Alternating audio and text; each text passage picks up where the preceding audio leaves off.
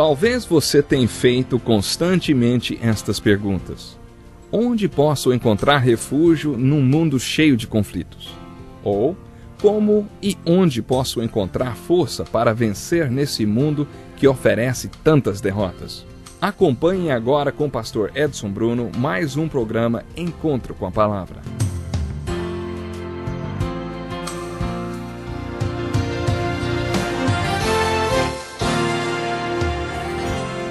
Irmãos, quanto aos dons espirituais, não quero que vocês sejam ignorantes.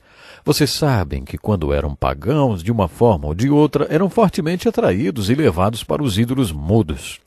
Por isso, eu lhes afirmo que ninguém que fala pelo Espírito de Deus diz, Jesus seja amaldiçoado, e ninguém pode dizer, Jesus é Senhor, a não ser pelo Espírito Santo. Há diferentes tipos de dons, mas o Espírito é o mesmo. Há diferentes tipos de ministérios, mas o Senhor é o mesmo. Há diferentes formas de atuação, mas é o mesmo Deus quem efetua tudo em todos. Todas essas coisas, porém, são realizadas pelo mesmo e único Espírito, e Ele as distribui individualmente a cada um, como quer. Seja bem-vindo ao Encontro com a Palavra. Iniciamos o programa de hoje com a leitura do capítulo 12 da primeira carta de Paulo aos Coríntios. Nesta passagem, Paulo dá início à parte construtiva de sua carta. Já vimos que a primeira parte desta carta até o capítulo 11, que Paulo abordou os problemas da igreja de Corinto, chegando inclusive a acusar os coríntios de levarem uma vida carnal. A partir do capítulo 12, Paulo inicia um novo assunto, escrevendo: Irmãos, quanto aos dons espirituais, não quero que vocês sejam ignorantes. Afinal, qual era a classificação espiritual dos coríntios? No início da carta, Paulo se dirigiu a eles como santificados, mas quanto mais lemos a carta, mais vamos descobrindo que os coríntios eram tudo menos aquilo que chamamos de santificado. Ser santificado é ser separado para seguir a Cristo. Ser santificado não significa ser perfeito ou não ter nenhum pecado. Os coríntios, com toda certeza, são um exemplo disso. Paulo também se dirige aos coríntios como espirituais. Mesmo depois de, no capítulo 3, ele os ter classificado como carnais. Você está lembrado?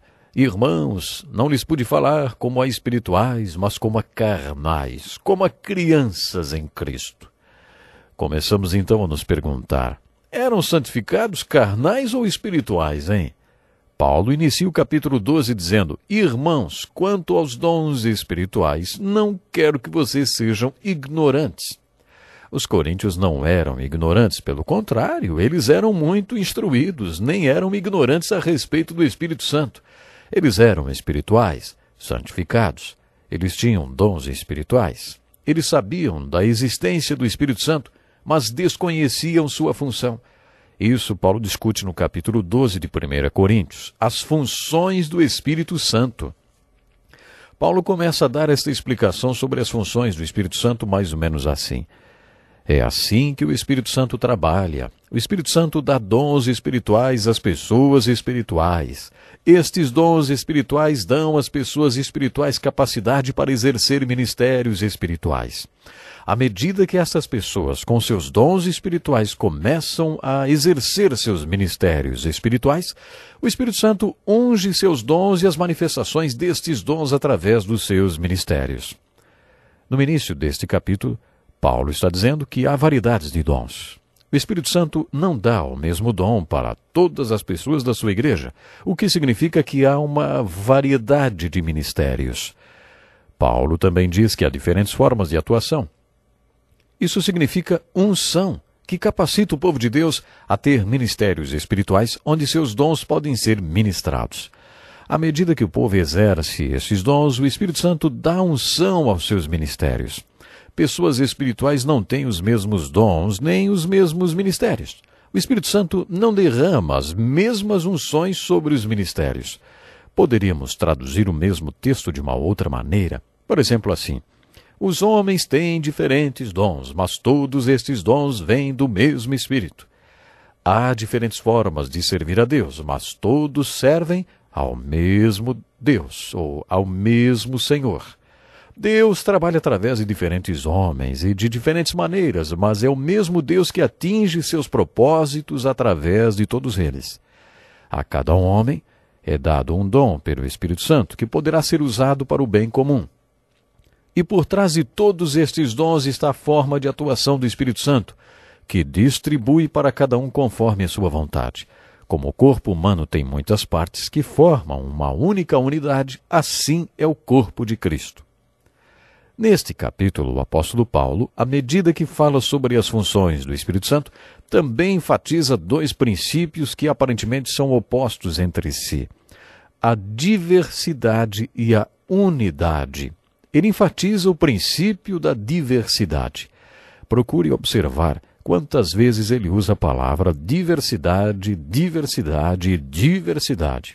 Isso quer dizer que a igreja cheia do Espírito Santo, onde as pessoas são controladas pelo Espírito Santo, cheias do Espírito Santo e capacitadas pelo Espírito Santo, são também diferentes. Infelizmente, encontramos o oposto. Algumas igrejas quase impõem àquelas pessoas que chegam que sejam iguais a todos os outros membros, esperando que elas tenham as mesmas manifestações de dons espirituais e os mesmos ministérios. Como se todos provassem que realmente são espirituais, tendo o mesmo dom. Como numa fábrica de salsichas, todas são iguais, da mesma cor, do mesmo tamanho. Paulo diz que não é nada disso. Por favor, preste atenção, isso é muito importante. Não é assim que o Espírito Santo trabalha. Quando o Espírito Santo derrama dons espirituais sobre o seu povo, ele dá diversidade de dons. Isso quer dizer que haverá diversidade de ministérios. O Espírito Santo também diverge da maneira como unge e capacita estes ministérios. Por isso, a diversidade e não a uniformidade caracterizará uma igreja cheia do Espírito. Ao mesmo tempo, entretanto, Paulo também enfatiza o princípio da unidade. Ele ensina que a unidade funciona como todos tivessem uma só mente. Como é possível que os princípios da diversidade e da unidade coexistam? Paulo usa uma ilustração para mostrar como os dois funcionam. Ele diz que a igreja é como um corpo humano, caracterizado pela diversidade. Existe diversidade entre a mão, pé, tronco, nariz, ouvidos. Todos são partes de um mesmo corpo. Mas todas essas partes diferentes estão sob controle da cabeça. Todos os membros trabalham em unidade, de maneira coordenada e sincronizada. Paulo explica que é assim que o Espírito Santo e a igreja funcionam.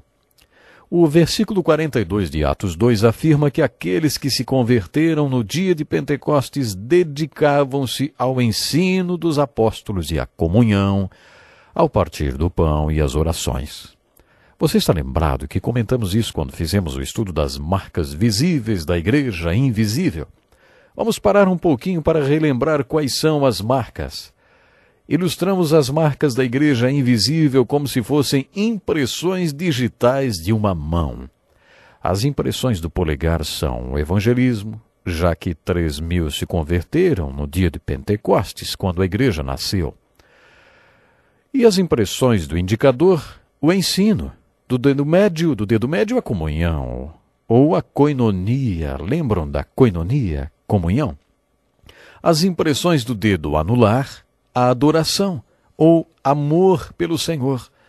E a do dedo mindinho, a oração. É mesmo, a oração. Essas são as marcas invisíveis da mão esquerda da igreja no livro de Atos. Já na primeira carta aos Coríntios, capítulo 12, à medida que você compreende a essência, a natureza, a função e o propósito da igreja, percebe que Paulo mostrou as marcas da mão direita da igreja. O que ele ensinou é que quando temos uma igreja verdadeira sob a atuação do Espírito Santo, a marca que primeiro aparece é a da unidade, a marca do polegar. Esta unidade é sobrenatural e maravilhosa e conquistada quando todos os membros da igreja ficam sob o controle da cabeça ou do cabeça. E o cabeça deste corpo que controla a igreja é Jesus Cristo. Por isso, a unidade é a primeira marca, a marca do polegar, da igreja guiada pelo Espírito Santo. A próxima marca, a marca do dedo indicador, é a diversidade. A unidade existe sem sacrificar a diversidade. Muitas empresas dizem que você pode fazer parte da equipe, mas para isso tem que ser igual a todos os outros membros. Para fazer parte da unidade da empresa, você tem de sacrificar e desistir daquilo que o torna único e diferente de todos. De acordo com as Escrituras, isso não é unidade, é uniformidade. Mas a particularidade do corpo de Cristo e a maneira bonita como esse corpo funciona é conseguida através da conjugação da unidade, o polegar com a diversidade, o indicador. Sabe, o dedo médio da mão direita é pluralidade. A Igreja de Cristo tem pluralidade e quando o Espírito Santo atua entre os membros, ele não usa apenas o pastor ou uma das pessoas com dom, uma ou duas pessoas com dons. Não é assim que o Espírito Santo quer trabalhar. Observe que quando o Espírito Santo está atuando na igreja local, ele dá dons para todos os membros. Não existe crente sem dom. Não existe membro do corpo de Cristo que não tenha recebido dom espiritual quando eles foram distribuídos na igreja. Portanto, a pluralidade é uma das marcas da igreja. Todos os membros do corpo exercem sua função de acordo com o Espírito Santo, pois o Espírito Santo é a fonte da unção de cada um na igreja. A marca do dedo indicador da mão direita é o que chamamos de empatia. Na mão esquerda é amor pelo Senhor. Na direita, amor uns pelos outros, uma das marcas da igreja primitiva. Para explicar esta característica, Paulo diz que quando um membro sofre, todos os outros membros sofrem com ele. Anos atrás eu quebrei o dedão do pé jogando futebol. A pancada do dedão foi tão forte que quebrou a junta do dedo. Aquela foi a pior dor que eu já senti. Enquanto as pessoas me tiravam do campo e me levavam para o hospital, eu tive cólicas intestinais muito fortes. Parecia que as cólicas eram piores do que a dor do dedão. Eu tentava controlar a cólica e disciplinar meus intestinos. Olha, não foram vocês que levaram a pancada, foi o meu dedão. Não me causem maiores problemas agora. Os médicos me explicaram que o sistema nervoso possui uma corrente de empatia que faz com que outras partes do corpo sofram quando uma parte é ferida. Paulo fez uma bonita ilustração para explicar como uma igreja cheia do Espírito Santo funciona. Existe essa empatia entre os membros do corpo de forma que quando um membro sofre, todo o corpo também sofre. Finalizando, a marca do dedo mindinho da mão direita é a igualdade. Todos os membros desse corpo têm o mesmo valor. Até o próximo programa.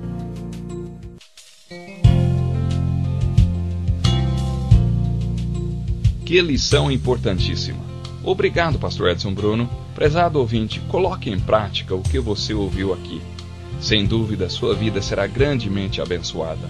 Este é um estudo escrito pelo Dr. Dick Woodward, na voz do pastor Edson Bruno. Escreva-nos e solicite o material. Nosso endereço é Encontro com a Palavra, Caixa Postal 2011, CEP 89201-970, Joinville, Santa Catarina. Até o nosso próximo Encontro com a Palavra.